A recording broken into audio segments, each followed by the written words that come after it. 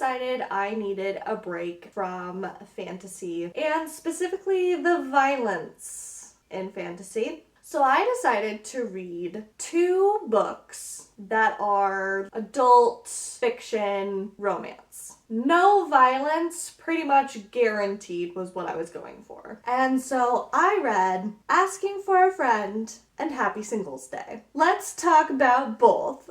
I read Asking for a Friend first. It sounded light, it sounded funny, it sounded very much like the break from violence that I was looking for.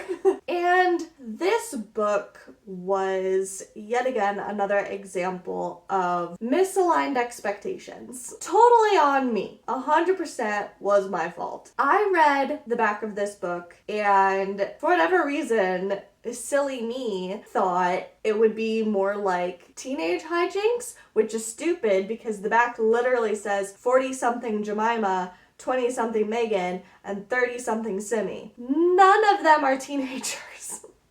These are going to be adult hijinks that we get up to. But I thought that this book would be 3 friends asking for each other the men that they would date. Hey, my friend over there thinks that you're cute. Do you maybe want to go on a date with her? You know, that kind of stuff. So I was like, hey, this is going to be some fun dating hijinks. We're going to have a laugh. We're going to have a giggle. We might have some other things as well. Wink, wink, nudge, nudge. But overall, it's just gonna be a nice, fun, dating time.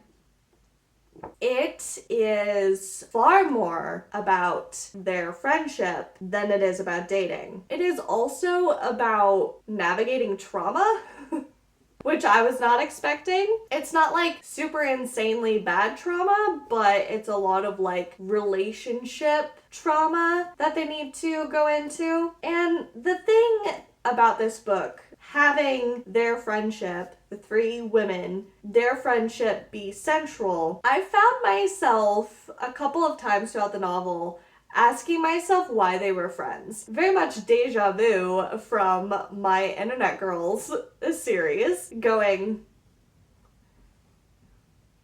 why?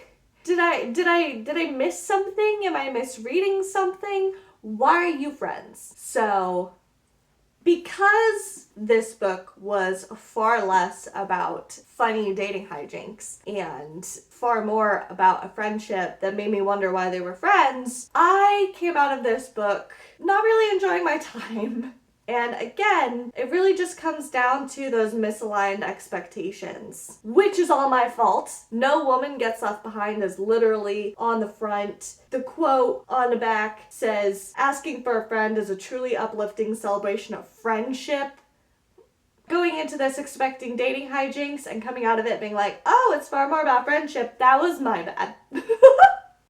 It wasn't as fun as I was hoping it to be. I just came into it expecting dating hijinks and came out of it with a lot of friendship drama. Not quite the vibe that I was looking for. But can that be salvaged by my next read?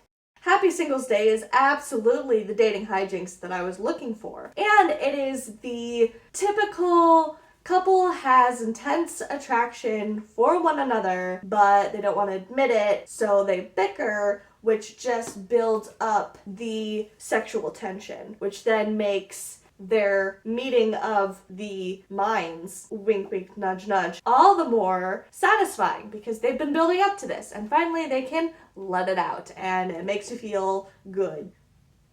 That whole sentence was just bad, and we're rolling with it. This book, I flew through it. Super easy read. So if you're looking for something just light and just like happily ever after guaranteed, you just want to read it on a Sunday afternoon. Take it to the beach with you. Take it on a picnic. Read it on a rainy day. Something that'll pass the time. I think that this book is perfect for it. Overall, I don't think that this book was bad.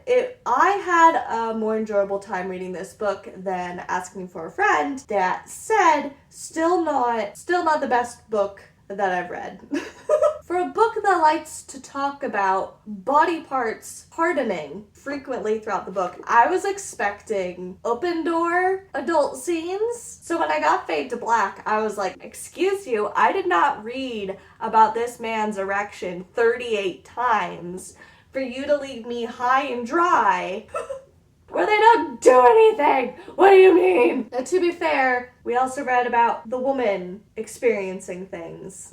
But like, what? I forgot to mention another element about Happy Singles Day that made me proceed with caution from the very beginning. The first, 2 chapters have this weird misogynistic tone to them. I don't know, it definitely put me on guard a little bit. Spoilers! The other thing that was really frustrating about this book was it was really emphasized that the main female character had no interest in having children. So much so that I knew the book was going to end with her having children. I get it, but I didn't appreciate that fact all that much. This book was also an interesting tonal whiplash. This book bounces between funny, quirky, oh no, my pee-pee hard, to let's talk deeply about traumatizing grief,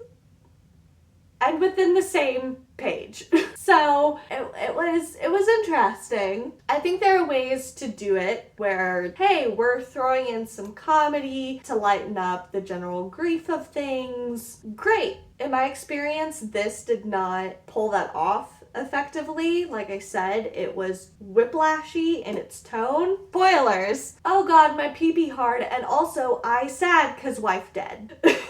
I don't know. It wasn't the most tactful, but it also wasn't the most egregious thing either. It was just very much like, wow, we're juggling 2 separate items, a tennis ball and a flower vase, and we're just gonna see what happens. Like I said, this book, really easy read. It was light for the most part. It was funny. I did enjoy this book more than the other book, but also I want to be fair to Asking for a Friend. I just had the wrong expectations going into it, so very much a me thing. I might have enjoyed this book more had I don't know, read. Had I read it being like, hey, it's a celebration of friendship, not about men or romance. It's about friends. Had I picked up on that, might have had a different review. So again, my opinion of this book is very much my fault. However, I will say that these books did a great job of being my break from fantasy violence. I'm grateful for that, and I am overall really glad that I read these so that I could have that much needed mental break. Cool! Thank you guys so much for watching. Like, comment, share, subscribe, all that stereotypical YouTuber stuff, and I hope to see you all in the next video. Bye! Oh, I had to get that bye out fast. I was burping. I felt that burp coming up and I was like, oh no, I'm not ready. I'm not ready for it.